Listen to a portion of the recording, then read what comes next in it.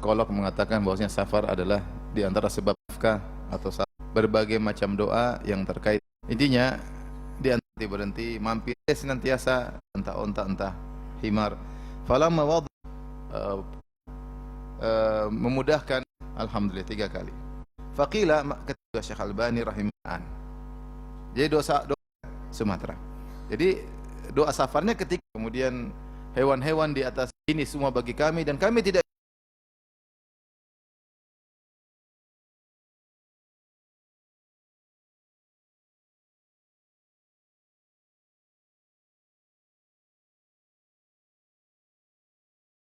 ya.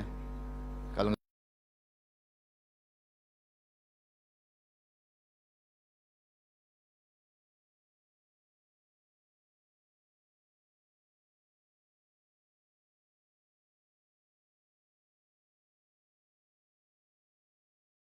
Allahu Akbar, Allahu Akbar, Allahu Akbar kali. Onta itu kalau nendang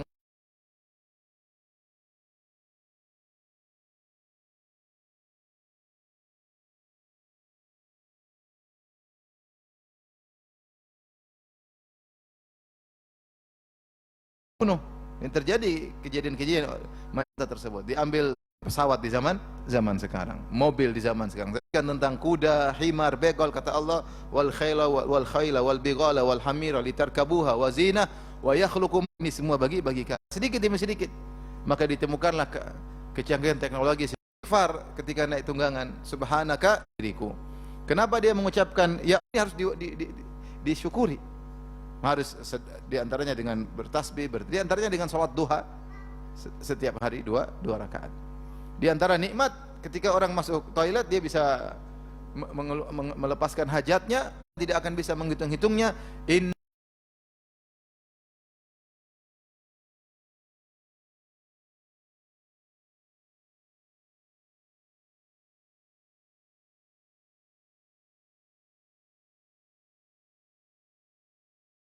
Marah, hati kita protes ya, padahal nikmat yang Allah berikan terlalu banyak. Allah cuma kasih ujian sedikit-sedikit, tidak sebanyak nikmat yang Allah berikan.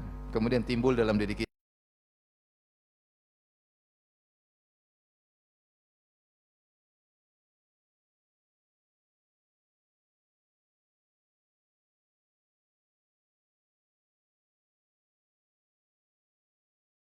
syukuri, wajib untuk kita syukuri.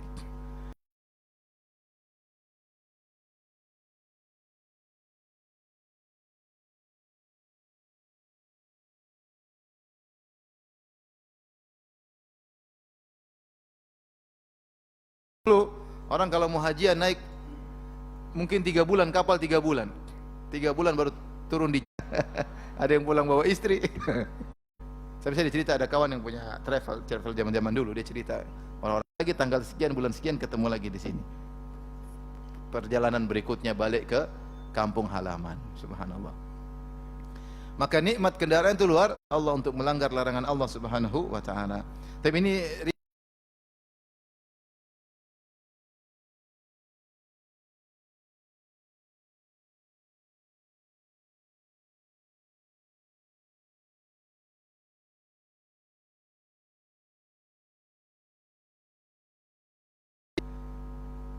saya bacakan hadisnya dari menundukkan bagi Allahumma hawin, yaitu pengganti atau di keluarga. Ketika kita pergi, siapa yang menggantikan kami untuk menyunggui keluarga? Itu Allah Subhanahu ini. Kemudian Rasulullah SAW ketika pulang, idza raja'a qala hunna, kalau Rasulullah SAW pulang, yaitu pulang misalnya dari kita mau pulang dari Jeddah, dari Mekah mau balik ke tanah air, maka keluar hotel baca ya, Rasulullah baca doa yang sama, yaitu doa yang tadi, sambil ditambah yaitu ayibun taibun abidun li rabbina hamidun. Ayibun yaitu kami kembali, taibun dalam kondisi bertobat, abidun dalam kondisi beribadah kepada Allah, li rabbina hamidun, dan kami hanya muji kepada Allah Subhanahu wa taala. Ini dibaca ketika akan meninggalkan untuk kembali, ketika mau kembali.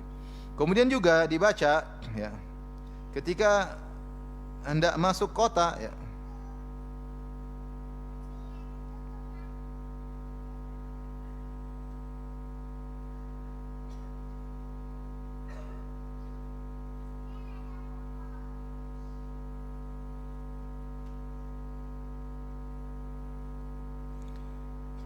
Kata dalam hadis Anas bin Malik radhiyallahu taala anhu, dia berkata, "Falamma asyrafna 'alal Madinah." Tatkala kami sudah masuk di kota Madinah, sudah kelihatan kota Madinah dari jauh, Rasulullah berkata, "Ayibun taibun abidun li rabbina hamidun." Rasulullah mengulang-ulangi ini. Jadi mengucapkan ini ketika pertama kali meninggalkan misalnya kota Mekah, naik kendaraan, naik bis mau ke bandara, kita sudah baca doa ini. Dan ketika sudah mendekati kota tempat kampung halaman, maka kita ulang-ulang ini, ayibun taibun abidun li rabbina hamidun. Falam yazal yaqulu dzalika hatta dakhala al-Madinah. Rasulullah ucapkan terus sampai masuk di kota Madinah. Yaitu Rasulullah ulang-ulangi. Ini terkait dengan ketika pulang. Baik, kita akan bahas tentang doa safar. Baik. Doa safar saya katakan tadi dibaca kapan? Ketika keluar rumah. Ketika keluar rumah. Bukan ketika naik pesawat ya. Ketika keluar rumah ya. Menuju perjalanan safar. Maka begitu naik kendaraan baru baca Allahu Akbar, Allahu Akbar, Allahu Akbar 3 kali. Apa ada yang mengatakan karena itu di tempat yang tinggi di atas kendaraan, maka seorang bertakbir Allahu Akbar. Atau orang mengatakan bahwasanya Allah Maha besar atas segala kenikmatan yang Allah berikan kepada kita semua, maka kita bertakbir memujinya, Allahu Akbar. Intinya seorang menghadirkan dalam dirinya keagungan Allah Subhanahu wa taala. Setelah bertakbir 3 kali, kemudian dia baca subhanalladzi. Subhana di antara zikir yang sering dibaca oleh Nabi, subhanallah walhamdulillah wala ilaha illallah Allahu akbar. Subhanahu maksudnya maha suci Allah. Maha suci Allah dari segala kekurangan. Subhana itu maksudnya maha suci Allah dari segala kekurangan dan aib.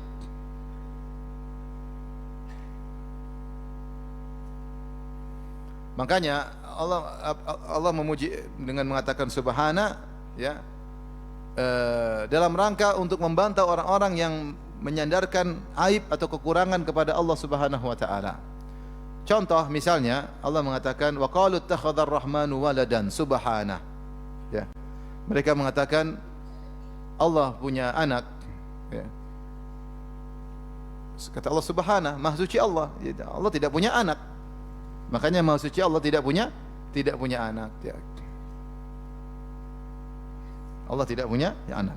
Maka yang mengatakan Allah punya anak kita bantah dengan mengatakan subhanallah, maha suci Allah. Apakah Allah punya anak? Seperti Allah mengatakan subhanalladzi asra bi 'abdihi lailan minal masjidil haram ila masjidil aqsa alladzi barakna haulahu. Maha suci Allah memperjalankan hambanya dari Masjidil Haram ke Masjidil Aqsa dalam waktu semalam. Mungkin mereka bilang enggak mungkin, mustahil. Kata Allah, maha suci Allah. Tidak ada yang tidak mustahil. Jangan bilang mustahil bagi Allah Subhanahu wa taala ya. Ini makna subhana. Seperti Allah mengatakan di akhir-akhir surat Az-Zumar, kata Allah Subhanahu wa taala, "Wa ma qadarullaha haqqa qadrihi wal ardu jami'an qabdatuhu yaumal qiyamah was samawati matwiyatun bi yaminih subhanahu wa ta'ala amma yusyrikun." Kata Allah Subhanahu wa taala, mereka tidak mengagungkan Allah sebagaimana mestinya, padahal hari kiamat kelak bumi dalam genggaman Allah dan langit dilipat dengan tangan kanan Allah. Maha suci Allah atas kesyirikan yang mereka lakukan. Jadi Allah mengatakan, bagaimana kalian bisa menyembah matahari, bisa menyembah bintang-bintang, bisa menyembah misalnya pohon, batu, bisa menyembah nabi, bisa menyembah malaikat, bisa menyembah, bagaimana bisa menyembah mayat? Itu semua makhluk. Mereka tidak bisa apa-apa. Siapa yang ngatur langit dan bumi? Siapa yang bisa menggenggam langit pada hari kiamat kelak? Siapa yang bisa melipat langit yang begitu luasnya seperti yauma natawis samaa ka tawi sijilil kutub, seperti melipat lembaran-lembaran buku? Siapa yang bisa? Dialah Allah, dia yang berhak disembah, bukan makhluk-makhluk. Bagaimana kalian bisa menyamakan makhluk-makhluk dengan Allah untuk sama-sama disembah? Maka Allah mengatakan subhanahu wa ta'ala amma yusyrikun. Maha suci Allah dari kesyirikan yang mereka lakukan. Maka kalau kita berzikir, kita bilang subhanallah, kita hayati bahwasanya betapa banyak kekurangan dan aib yang disandarkan kepada Allah. Namun Allah bersih daripada itu semua. Paham? Allah tidak punya anak, Allah tidak berhak untuk disekutukan. Allah Maha Kuasa ya, dan seterusnya. Itu namanya subhana. Di antaranya Allah mampu menundukkan hewan ini ya. Subhanalladzi sakhkhara lana hadza. Maha suci Allah yang telah menundukkan hewan ini atau tunggangan ini, kendaraan bagi kami. Wa ma kunna lahu muqrinin, dan kami tidak bisa menundukkannya. Kami tidak bisa menundukkannya. Taib. Wa inna ila rabbina lamunqalibun. Perhatikan sini, kami akan kembali. Kami akan kembali ke Rabb kami.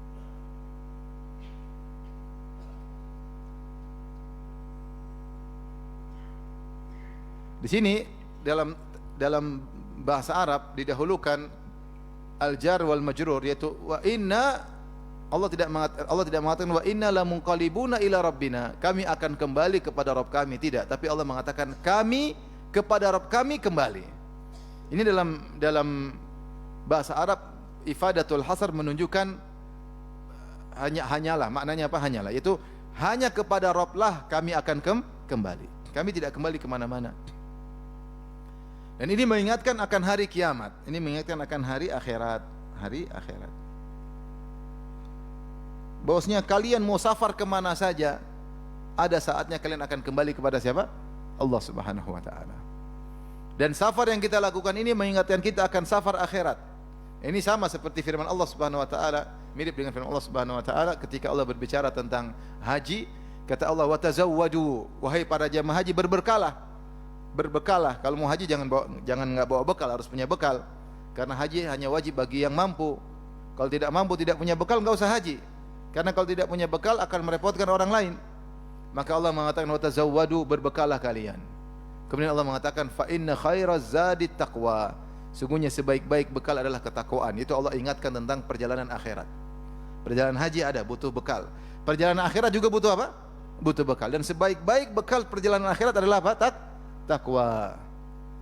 Tazawwad minat taqwa fa innaka la tadri idza janna al-lailu hal ta'ishu ila al-fajri. Berbekalah dengan ketakwaan, sungguhnya kau tidak tahu jika telah tiba malam hari apa kau bisa hidup sampai pagi hari. Oleh karenanya ketika kita naik kendaraan kita ingat hari akhirat. Wa inna ila rabbina lamunqalibun. Kita akan kembali kepada Allah. Ini yang pertama. Sehingga dengan demikian kita bersafar dalam rangka ketakwaan kepada Allah. Karena kita ingat hari akhirat. Kemudian juga dengan kita baca wa inna ila rabbina lamunqalibun, sungguhnya kita akan kembali kepada Allah. Kita enggak tahu, bisa jadi kita safar kemudian meninggal dunia. Kita enggak tahu. Betapa banyak orang bersafar meninggal dunia, banyak sekali. Banyak sekali ya. Terlalu banyak kejadian ya. Terlalu banyak kejadian. Seorang keluar tidak kembali lagi. Ya. Maka dengan mengatakan ini wa inna ila rabbina lamunqalibun, maka kita teringat akan bahwasanya kita ini sedang dalam perjalanan menuju Allah Subhanahu wa taala. Ya. Dan kita harus berbekal ketakwaan.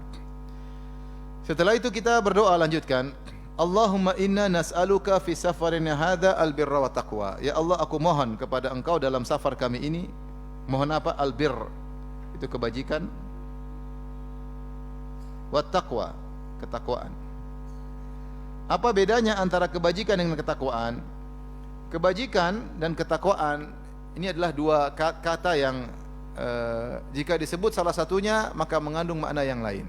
Kalau albir disebutkan secara sendiri maka dia maknanya juga takwa. Kalau takwa disebutkan secara sendiri maka dia maknanya juga albir. Tapi kalau digabungkan albir wa takwa, maka albir punya makna sendiri, takwa punya makna sendiri. Hal ini seperti contohnya fakir miskin. Fakir ya miskin. Kalau disebut miskin saja ya fakir. Disebut fakir saja ya miskin. Tapi kalau digabungkan fakir dan miskin maka ada perbedaan di antara keduanya. Faham maksud saya? Ini ada dalam bahasa Arab, dalam syariat dua lafal. Kalau disebutkan salah satunya maka maknanya sama dengan yang lain. Sinonim dengan yang lain. Tapi kalau disebutkan dua-duanya maka masing-masing punya makna sendiri. Contoh al-fakir dan al-miskin. Allah berfirman, "Innama shadaqatu lil fuqara wal masakin." Sungguhnya sedekah itu, zakat itu untuk fakir dan miskin. Nah, apa bedanya fakir dan miskin, Ustaz? Pernah mengatakan fakir lebih dahsyat daripada miskin. Fakir itu penghasilannya kurang dari setengah kebutuhannya. Misalnya dia punya kebutuhan sebulan 4 juta, ternyata penghasilannya cuma 1 juta. Berarti penghasilannya baru 1/4 dari kebutuhannya, maka tergolong fakir. Kalau miskin, yaitu yang penghasilannya lebih dari setengah kebutuhannya. Dia penghasilannya 4 juta, dia kebutuhannya 4 juta, penghasilannya 3 juta, maka dia miskin. Maka dalam hal ini ada perbedaan antara fakir dan miskin ketika digabungkan. Ini juga berlaku Islam dan iman sama. Di antaranya adalah albir wa taqwa. Albir wa taqwa kalau digabungkan, albir maksudnya adalah menjalankan ketaatan, at-taqwa maksudnya meninggalkan maksiat. Albir maksudnya menjalankan segala ketaatan, dan taqwa maksudnya meninggalkan segala kemaksiatan. Beda kalau disebut albir sendiri. Albir kalau disebut sendiri ya termasuk ketakwaan. Kalau takwa disebut sendiri juga termasuk kebajikan. Taib. Kenapa Rasulullah SAW, apa hikmahnya Rasulullah berdoa dengan ini? Allahumma nas'aluka fi safarina hadza, ya Allah aku mohon kepada engkau dalam safarku ini albir wa taqwa. Albir kenapa? Karena safar itu banyak orang yang malas-malasan melakukan apa? Ketaatan, malas. Banyak orang safar mungkin main-main, senang-senang sehingga lupa dengan apa? Ketaatan. Maka seorang berusaha dalam kehidupannya ketika dia bersafar menjadikan safarnya itu adalah sebab dia dekat dengan Allah Subhanahu wa taala. Safar apapun, kalau dia safar mencari nafkah misalnya, maka dia niatkan, saya safar ini untuk mencari nafkah karena Allah perintahkan saya mencari nafkah buat apa? Buat keluarga, anak istri. Ya. Dia niatkan kebajikan. Kalau dia sempat, dia sholat sunnah. Kalau dia sempat sholat malam, dia lakukan ketika sedang apa? Safar. Makanya dalam safar dibolehkan seorang sholat sunnah meskipun di atas kendaraan, meskipun tidak menghadap kiblat. Rasulullah SAW kalau safar, dia sholat di atas onta, dimanapun onta itu berarah sholat, Allahu Akbar, karena ada keringanan. Ya. Sehingga ini menunjukkan bahwasanya dalam safarmu kalau kau bisa beribadah, beribadah. Banyak sahabat ketika bersafar mereka sambil baca Al-Quran. Sehingga safar, dalam safar pun mereka melakukan ketaatan. Meskipun di situ ada keringanan, misalnya sholat yang 4 rakaat jadi berapa rakaat? 2 rakaat. Sholat bisa dijama, puasa bisa tidak puasa, boleh, rukhsah. Tetapi seorang ketika bersafar berusaha dia untuk menjadikan ini sarana untuk melakukan kebajikan. Banyak yang bisa kita lakukan. Contohnya dalam safar kita berzikir pada Allah. Dalam safar kita bisa mendengar. Sebagian teman Masya Allah safar dia putar kajian sirah nabawiyah, berapa seri dia dengar. Waktu mudik dia dengar sirah nabawiyah, dengar. Sampai ada yang bilang, Ustaz saya sudah dengar 2 kali. Subhanallah. Ya, jadi dengar. Ini contoh dia menjadikan safarnya. Contoh ketika dia safar, dia berniat untuk menyenangkan anak istri. Dia sedekah untuk anak istri. Dia belanjakan hartanya untuk anak istri, menyenangkan mereka. Dia niatkan karena Allah Subhanahu wa taala. Ketika dia bersafar, kalau perlu dia bersedekah kepada orang sekitar, teman-teman safarnya. Dia kasih, dia yang belikan makanan kalau dia punya uang. Sebagaimana sering saya sampaikan bahwasanya orang Quraisy dahulu ada yang dikenal dengan Zadur Raqab. Zadur Raqab itu orang yang kalau siapa safar dengan dia yang tanggung semuanya. Dia yang tanggung apa? Semuanya. Kalau sudah safar sama dia, di antaranya adalah Abu Umayyah bin Al-Mughirah, bapaknya Ummu Salamah. Abu Umayyah kalau orang sudah safar sama dia, tidak ada yang boleh keluar uang. Semua biaya dia yang bayar. Ini dulu orang Quraisy dulu ada yang seperti itu. Kalau zaman sekarang jarang ya. Tapi kalau ada senang. Ada tapi tidak banyak ya. Safar sama dia enak, kenapa? Hotel dia yang bayar, pesawat dia yang bayar, makan yang dia bayar, enak, menyenangkan. Tapi jarang-jarang orang seperti ini. Ada juga yang begitu tapi ujungnya kasih tagihan, ada. Ini jadi dia cari pahala dengan bersafar. Di antaranya para ulama seperti disebutkan adalah Syekh Sa'di. Syekh Sa'di kalau bersafar dia bilang saya amir safar karena dia yang paling berilmu, yang paling tua. Ketika dia jadi amir safar dia bilang saya syaratkan semua yang berkhidmat adalah saya, yang masakan makanan saya. Padahal dia yang paling berilmu, dia yang paling tua, tapi dia mensyaratkan saya yang masak apa? Makan. Kenapa? Ingin cari pahala dalam apa? Safar. Maka safar itu sebenarnya perjalanan, salah satu potongan dari umur kita. Kita bisa bersafar berhari-hari, kita bisa bersafar berminggu-minggu. Maka jadikan itu sebagai sarana dekat kita kepada Allah Subhanahu wa taala. Maka kita berdoa, Allahumma nas'aluka fi safarina hadza albir, agar kita bisa melakukan kebajikan. Dan safar tidak menghalangi kita. Kita sedang bersafar, apalagi zaman sekarang, kita bisa silaturahmi, telepon keluarga, kita bisa bantu orang dengan transfer misalnya, tidak menghalangi, alhamdulillah. Dalam safar kita masih bisa bertakwa kepada Allah, bisa melakukan kebajikan. Kemudian yang kedua, at-taqwa. Ya Allah, aku mohon kepada Engkau at-taqwa. Taqwa tadi maknanya apa Ibu? Meninggalkan apa? Kemaksiatan. Kenapa ini penting? Karena safar ini orang bermudah-mudah untuk maksiat. Bermudah-mudah untuk maksiat. Apalagi kalau jauh dari keluarga. Apalagi dia masuk hotel, waduh ngeri, sendirian. terus di hotel dilihat bermacam-macam pemandangan ya. Atau di hotel sendirian kemudian dia buka internet, kemudian dia lihat sembarangan apa yang mau dia lihat mumpung tidak ada orang ya. Maka seorang ketika safar potensi untuk bermaksiat, potensi untuk bermaksiat. Sebagian orang seperti mungkin kita tanah air, kita pergi ke luar negeri, biasa kalau di sini biasa. Mulailah buka aurat, biasa melihat perempuan terbuka auratnya biasa. Karena kita anggap ini lagi biasa, kan namanya juga kita di luar negeri. Beda kalau di kampung halaman mungkin. Sampai sebagian orang misal dari negara Arab begitu, sampai sini lepas jilbab, ada sebagian itu lepas jilbab. Ya kan biasa, di sini nggak ada masalah. Masalah kalau di negeri kita katanya. Jadi menggampangkan, jadi orang safar itu potensi untuk maksiat, potensi untuk maksiat. Maka kita mohon kepada Allah ketika bersafar, minta takwa.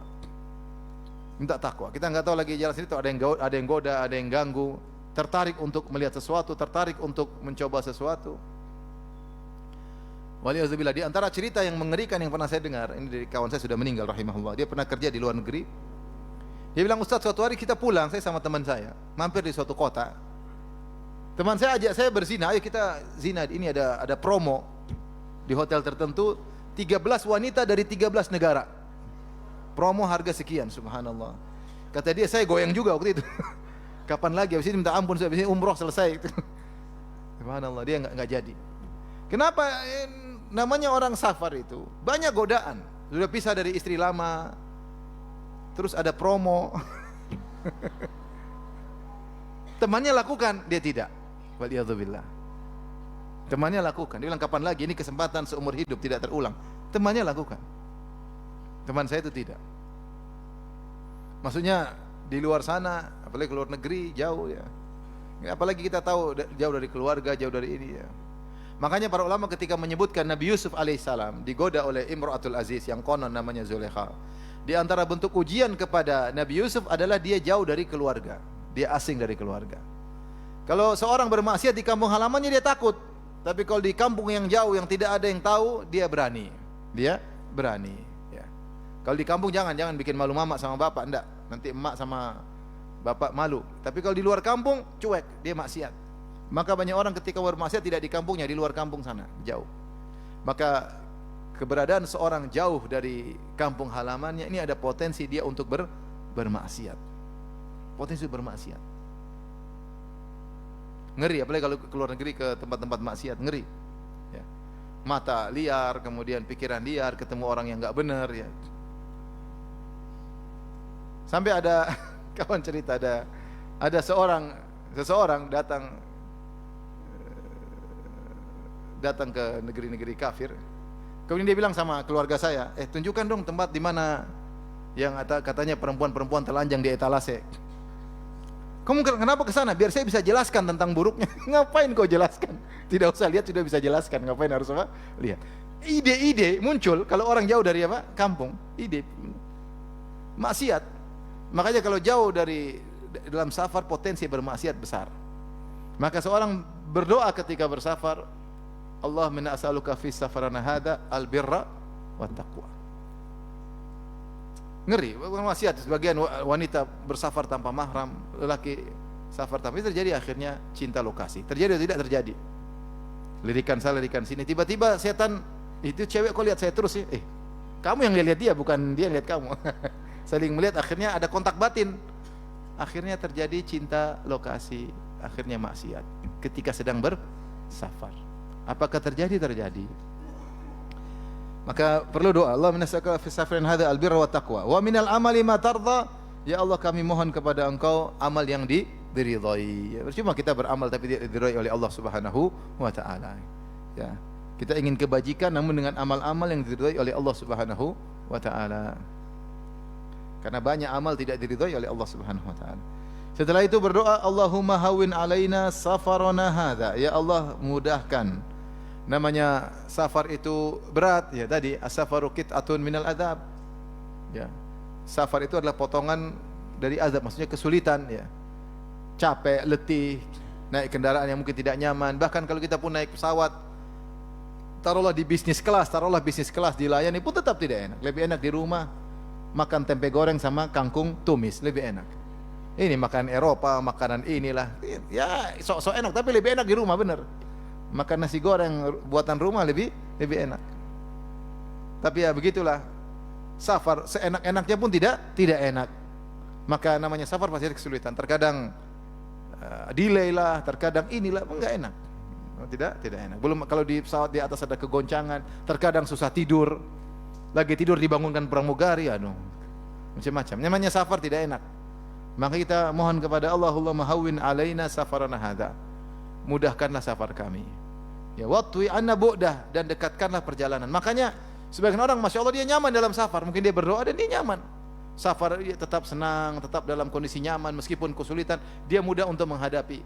Karena Allah memudahkan dia menghadapi kesulitan-kesulitan tersebut. Apalagi kalau dia safar dalam ketakwaan, dia nyaman, dia senang. Udah pulang pengen balik lagi. Meskipun keletihan dia rasakan, meskipun jarak jauh, tapi hatinya merasa itu dekat. Ya, dia berdoa kepada Allah Subhanahu wa taala. Berdoa kepada Allah Subhanahu wa taala. Kemudian berdoa lagi, Allahumma anta sahibu fi safar. Ya Allah, engkau adalah sahib. Sahib itu teman dalam safar. Ini disebut dengan al-ma'iyyah al-khassah. Kebersamaan khusus.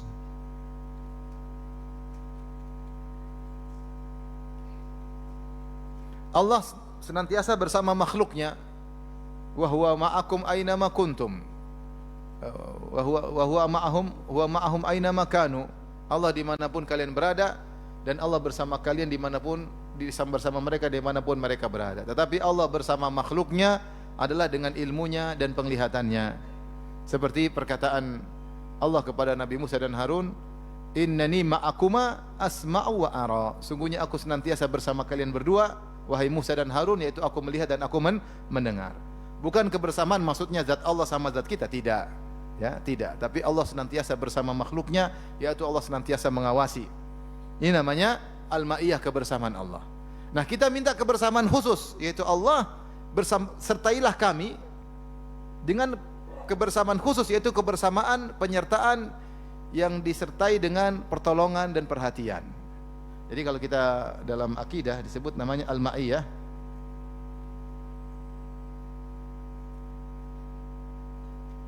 Al-ma'iyyah. Ini namanya sifat kebersamaan Allah dengan makhluknya, dengan ciptaannya. Maka ini ada dua.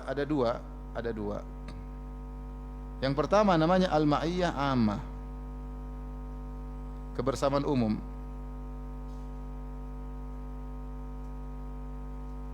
Yang kedua namanya al-ma'iyyah al-khassah, kebersamaan khusus.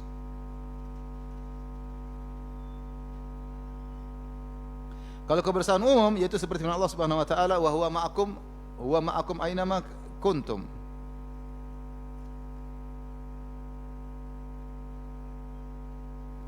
Allah bersama kalian dimanapun kalian berada.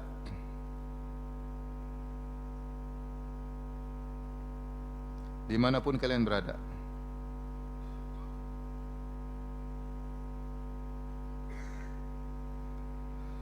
Wa ma'ahum haina ma kanu. Allah bersama mereka dimanapun mereka berada. Tadi saya sebutkan keberadaan Allah bersama kalian apa? Bukan dengan zat,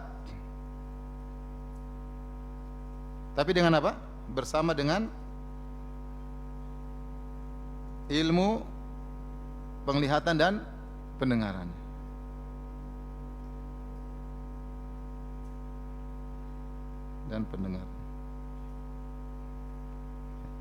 Yaitu Allah bersama makhluknya, bukan zatnya, karena Allah zat di luar daripada alam semesta. Allah di atas arsy, bukan bergabung dengan kita. Enggak, zat Allah terpisah dari makhluknya. Enggak mungkin zat Allah bercampur dengan zat makhluk. Zat makhluk ini penuh dengan kotoran, tapi zat Allah di luar sana. Tetapi Allah membersamai makhluknya dengan mengetahui makhluknya, melihat dan mendengarnya, sebagaimana Allah berfirman kepada Nabi Musa dan Harun, innani ma'akuma asma'u wa ara. Sungguhnya aku bersama kalian, aku melihat dan aku mendengar.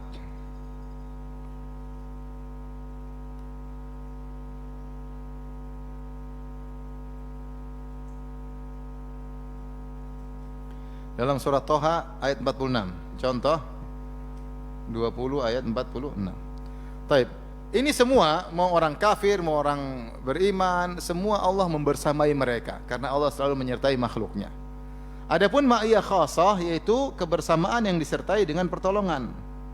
Kebersamaan khusus yang disertai perhatian dan pertolongan.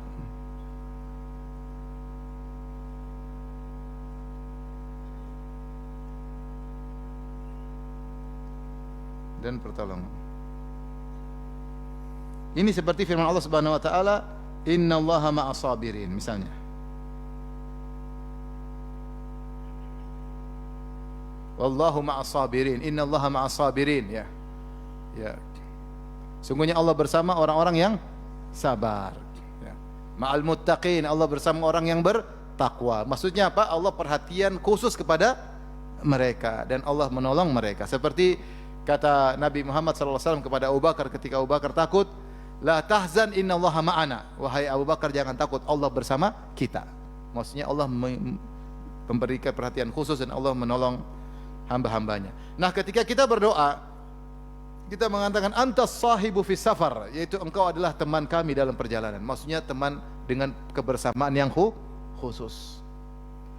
Wal khalifatu fil ahl, dan engkau juga adalah pengganti kami yang menjaga keluarga kami, yang menjaga keluarga pengganti kami. Khalifah maksudnya pengganti, yaitu ketika kami tidak berada bersama keluarga, engkau yang menjaga keluarga.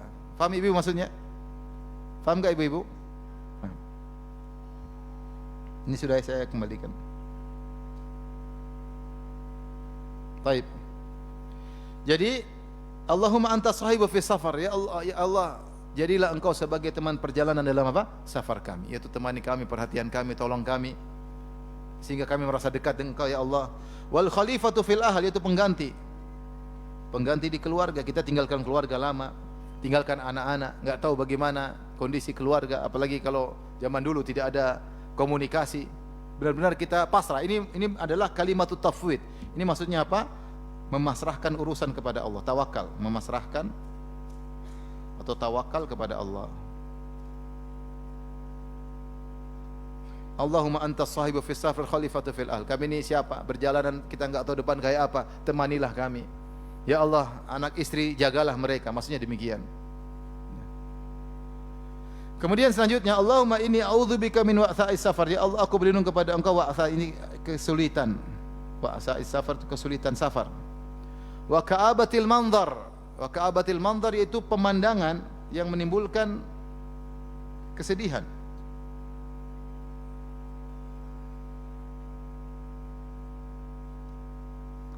Ada dua pengertian. Ka'abatil manzar maksudnya, ya Allah, jangan sampai kita menjadi tidak mengenakan wajah kami, atau jangan menjadikan kita melihat sesuatu yang buat kami jadi tidak enak. Ka'abatil manzar. Jadi wa ka'abatil manzar, ka'abah itu kesedihan maksudnya, kesedihan, gundah gulana. Al manzar maksudnya pemandangan. Jadi ya Allah, aku berlindung kepada engkau dari kesedihan pemandangan. Maka diartikan dengan dua penafsiran.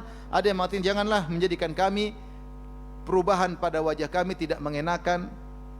Kami tidak mau seperti kami ingin tenang, bahagia dalam perjalanan, atau kami melihat sesuatu yang tidak membuat kami tenang. Contohnya apa? Contohnya ternyata ketika berjalan teman-teman safar berubah sikapnya. Bisa nggak berubah sikap teman-teman safar? Bisa, bikin jengkel. Ternyata pelit, kurang ajar ya. Macam-macam ya. Banyak ya. Safar bisa merubah. Bukankah dikatakan safar yusfir? Safar itu merubah, mengungkap hakikat seseorang. Contoh lagi, seorang istri safar sama suaminya, ternyata dia melihat pemandangan dari suami tidak enak. Ternyata suaminya ketika safar ngelihat istri orang, enak nggak? Nggak enak. Suami kok kita jengkel kok ngelihat istri orang misalnya. Atau ternyata suami kasar sama istri, kemudian rubah dia sikapnya. Atau kita lagi capek, mas tolong beli, dia nggak mau belikan, padahal apa fungsi kita safar bareng? Bukan suami yang ngurusin, malah dia cuek. Ya, ini contoh bahwasanya ada pemandangan yang bisa merubah kondisi, membuat kita tidak enak. Apakah orang terdekat, atau apa yang kita lihat, atau hal yang kita temui di tengah jalan, buat kita tidak nyaman, buat kita gelisah, buat kita sedih, kita berlindung dari hal tersebut.